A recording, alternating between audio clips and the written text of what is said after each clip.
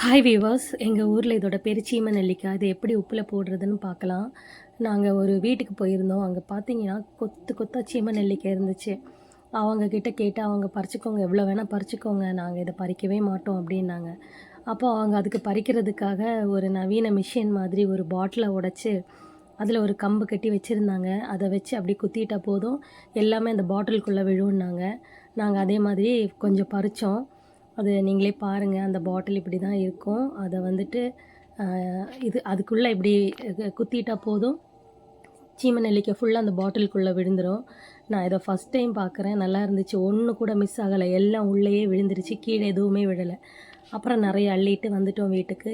வீட்டுக்கு கொண்டு வந்துட்டு நல்லா கழுவிட்டு, அது நல்ல ஒரு கொதிக்க வச்ச தண்ணி ஆறுனதுக்கப்புறம் அதுக்குள்ளே இதை போட்டுட்டு, உப்பு போட்டுட்டு, நல்லா காந்தாரி மிளகா போட்டுட்டோம்.